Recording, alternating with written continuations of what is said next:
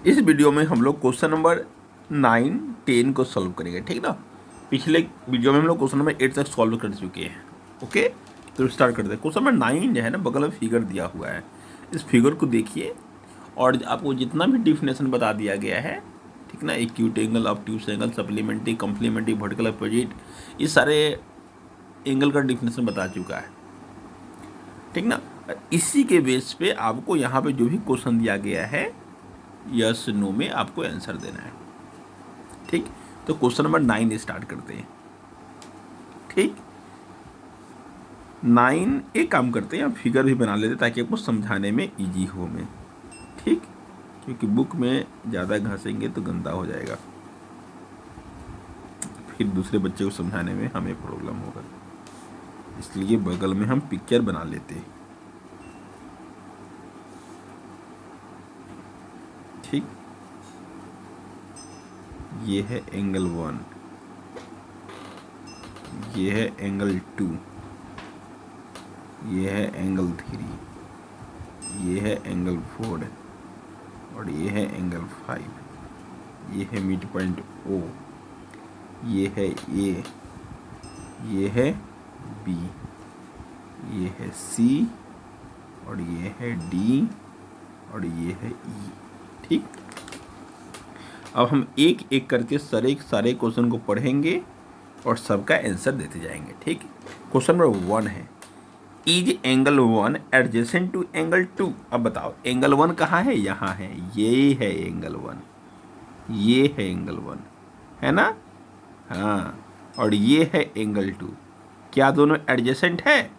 तो एडजेसेंट का डिफिनेशन बताया गया था कि 1 पॉइंट वो क्या है, वर्टेक्स क्या हो, कॉमन हो। तो हाँ, वर्टेक्स दोनों का कॉमन है और एक आर्म जो साइड है वो कॉमन हो। तो ये वाला जो आर्म है कॉमन है दोनों का, था हाँ, ये एडजेसेंट एंगल है, तो इसको लिखेंगे यस। नेक्स्ट क्वेश्चन है, is AOC adjacent to AOE। अब देखो AOC खोजो कहाँ है, AOC ये वाला, और AOE कहाँ है, AOE। देखो अब एडजेसेंट है क्या, ये चेक करो। एडजेसेंट होने के लिए वर्टेक्स कॉमन हो, सेम वर्टेक्स हो, हाँ सेम वर्टेक्स है, ठीक ना, और 1 आर्म कॉमन हो। मतलब इस जैसे पहले में था, इस एंगल का ये साइड और इस एंगल का ये साइड कॉमन था, लेकिन यहाँ पे क्या है, कोई कॉमन नहीं। ये जो एंगल है ना, इसको ही अपने आप में समाहित कर लिया है, तो यहाँ पे नहीं होगा। क्यों? कि यहाँ पे आर्म कॉमन नहीं है, ठीक। क्वेश्चन नंबर 3 में आते हैं, do COE and the EOD are for linear pair. COE और EOD, COE कहाँ है, COE ये वाला एंगल COE, ठीक ना, और क्या बोलता है EOD, EOD ये वाला एंगल EOD, यानी कि ये दोनों मिलाकर, ठीक है। ये एंगल क्या लीनियर पेयर है? तो आपको लीनियर पेयर में बताया गया था कि दो एंगल का सम क्या हो, 180 डिग्री हो, तो वो लीनियर पेयर होता है। और यहाँ पे ये स्ट्रेट एंगल बन रहा है, इसका सम क्या होगा, 180 डिग्री हो जाएगा, तो ये आपका लीनियर पेयर होगा, यस। नेक्स्ट क्वेश्चन है, क्वेश्चन नंबर 4 की बात करते हैं, are BOD and DOA are supplement DOA, BOD and BOD, BOD ये बोला angle number 4, angle number 4, and आपका बोला है DOA, ये एंगल नंबर 5। तो एंगल नंबर 4 और एंगल नंबर 5 ये मिलाने से क्या बन रहा है, स्ट्रेट एंगल, या 180 डिग्री हो रहा है सम। तो क्या होगा, ये दोनों एक दूसरे का सप्लीमेंट्री होगा, हाँ सप्लीमेंट्री होगा ना, क्योंकि इसका सम 180 डिग्री आ रहा है। और सप्लीमेंट्री का डिफिनेशन पढ़ चुके हैं, क्या sum the two angle is no. Supplementary का जो डिफिनेशन हम लोग लिख के साहब को सेंड किए थे, आप देखिएगा उसमें लिखा होगा दो एंगल का सम अगर 180 डिग्री हो जाता है तो हम लोग एक दूसरे का सप्लीमेंट्री कहते हैं, ठीक ना। तो sum the two angle is 180 degree, then the each angle is known as supplementary of the each other, ठीक है। तो यहाँ पे क्या होगा, ये एक दूसरे का सप्लीमेंट्री होगा। तो क्वेश्चन नंबर जो 4 है ना, ये भी लिखाएगा यस। क्वेश्चन नंबर 5 में आते हैं, what is the vertical opposite angle of angle 5, vertical opposite angle of angle, sorry question number 5 ये है, क्वेश्चन नंबर 6 पढ़ लिए, क्वेश्चन नंबर 5 की बात करते हैं। क्वेश्चन नंबर 5 है, is angle 1 vertical opposite to angle 4, angle 1 और एंगल 4 क्या वर्टिकल अपोजिट है?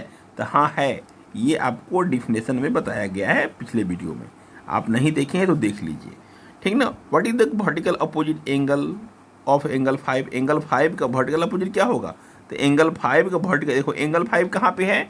यहाँ पे है, ये है एंगल 5, तो ये एंगल 5 इसका लाइन ऐसे गया और ये इस आर्म से ऐसे गया, तो इसके बीच में जो एंगल बना ना, ये है इसका एंगल 5 का वर्टिकल अपोजिट। इसका नाम होगा COB। आप COB कहो या BOC कहो, दोनों का बात क्या है? सेम है, जो मन करे सो लिख लो, ठीक। ज़्यादा है तो BOC लिख लीजिएगा, अल्फ़ाबेटिकल अगर के अकॉर्डिंग बात करते हैं तो BOC पहले आएगा। आप COB भी लिखोगे तब भी चलेगा, कोई दिक्कत नहीं है, ठीक ना। तो आपको जो मन करेगा यहाँ से दोनों लिख लीजिएगा। तो क्वेश्चन नंबर 9 अब कंप्लीट हो गया। क्वेश्चन नंबर 10 की बात करते हैं। बोलता है indicate which pair of angle are vertical opposite and linear pair. अब नीचे जो फिगर दिया गया है इसमें देखो, क्वेश्चन में क्या है? वर्टिकल अपोजिट एंगल कौन होगा? तो देखो, अगर हम स्टार्ट करते हैं एंगल 5 से, एंगल 5 यहाँ पे ये है, तो इसका वर्टिकल अपोजिट कौन होगा? ये ऐसे गया और ये ऐसे आया, तो ये दोनों एंगल 5 का वर्टिकल अपोजिट होगा एंगल 2 प्लस एंगल 3, ठीक ना। और एंगल 1 का वर्टिकल अपोजिट क्या होगा? एंगल 1 का, तो एंगल 1 का वर्टिकल अपोजिट होगा एंगल 4, ठीक। ये तो मालूम होगा सबको। हम इसी में 2 नंबर बात करते हैं, लीनियर पेयर। लीनियर पेयर में क्या होता है? दोनों का सम क्या हो? 180 हो। यहाँ देखो तो लीनियर पेयर में क्या होगा? एंगल 4 एंड एंगल 5, ये दोनों जोड़ के 180 होगा, या एंगल 5 प्लस एंगल 1, ये दोनों का जोड़ के 180 होगा। तो ये सब लीनियर पेयर कहलाएगा। तो क्वेश्चन नंबर 10 तक इसमें इस वीडियो में हम लोग कंप्लीट कर दिए। क्वेश्चन नंबर 11 थोड़ा बात कर लेते हैं, वीडियो का भी लेंथ 7 मिनट हुआ है, तो इसमें क्वेश्चन में हम लोग 11 भी देख लेते हैं। क्वेश्चन नंबर 11 है, 11 क्या है? In the following figure angle 1 adjacent to angle 2 give the reason. अब देखो, क्या एंगल 1 एंगल 2 एडजेसेंट है? एंगल 1 एंगल 2 एडजेसेंट है, तो ओपन फिगर में एडजेसेंट होने के लिए उसका क्या था? वर्टेक्स कॉमन हो और एक आर्म कॉमन होना चाहिए। तो इस फिगर में जो ऐसे बना दिया है फिगर में, आप बताओ, एंगल 1 ये है, एंगल 2 है, ये ओपन फिगर है, तो क्या इसका ये वर्टेक्स, इसका ये वर्टेक्स क्या कॉमन है?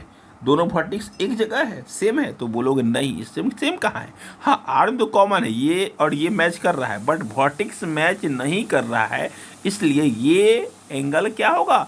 एडजेसेंट एंगल नहीं होगा, ठीक।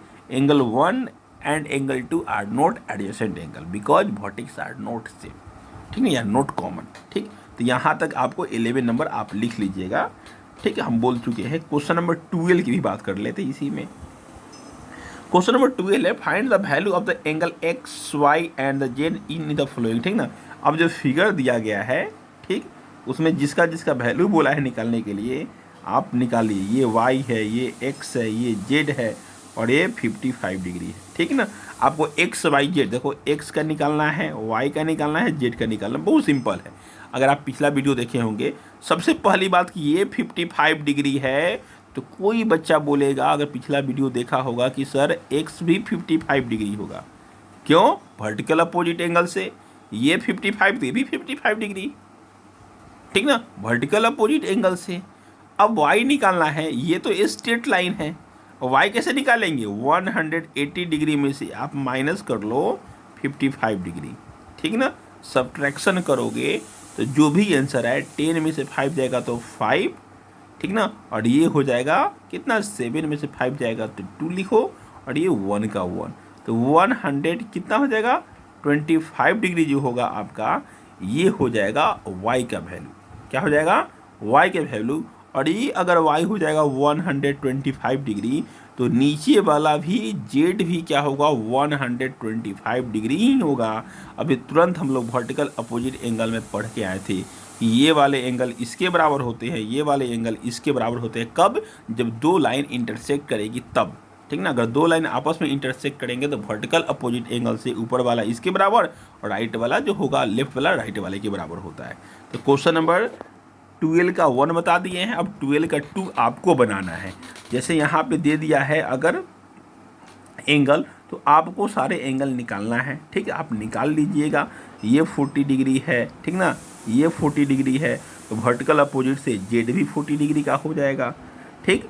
अब जेड 40 डिग्री का हो जाएगा तो उसके अकॉर्डिंग से, और ये क्या होगा, ये दोनों को ऐड कर लो, 180 से माइनस कर लो तो ये निकल जाए। आप बनाइए, अगर कुछ भी दिक्कत होगा तो हमसे पूछिएगा, ठीक है, तो हम आपको बता देंगे, या चलो ही बता ही देते हैं, ठीक रहेगा। 2 की बात करते हैं, इसमें x y और हमको z निकालना है, ठीक ना, अभी हम बता ही देते हैं। तो अभी क्या बताए थे, ये 40 डिग्री तो z तो 40 डिग्री कोई भी बताएगा, सॉरी 40 डिग्री था ना। और क्या था, हमको निकालना है x, तो x कैसे निकालेंगे, x निकालने के लिए 180 डिग्री में से किसको, 40 को भी सब्ट्रैक्शन कर लेंगे और 25 को। देखो ये लाइन स्ट्रेट लाइन है, तो 40 डिग्री और 25 डिग्री को सब्ट्रैक्शन करेंगे 180 से, तो आपका x निकल जाएगा। तो x निकाल लिए, सब्ट्रैक्शन कर लीजिएगा, और जो x का वैल्यू आएगा, y का वैल्यू कैसे, हाँ y का वैल्यू निकाल सकते हो कैसे, 180 डिग्री अगर इस लाइन को ले तो ये y और z दोनों मिलके 180 होगा। तो यहाँ पे क्या होगा, इसमें से 180 डिग्री में से आप 40 डिग्री माइनस कर सकते हो, तो आंसर आएगा 140 डिग्री।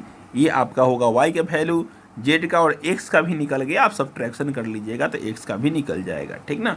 तो x का निकाल लीजिएगा, और ये क्वेश्चन नंबर यहाँ 12 तक कंप्लीट हो गया। नेक्स्ट क्वेश्चन वीडियो में हम लोग क्वेश्चन नंबर 13 एंड 14 को सॉल्व करेंगे। Okay, thank you, bye.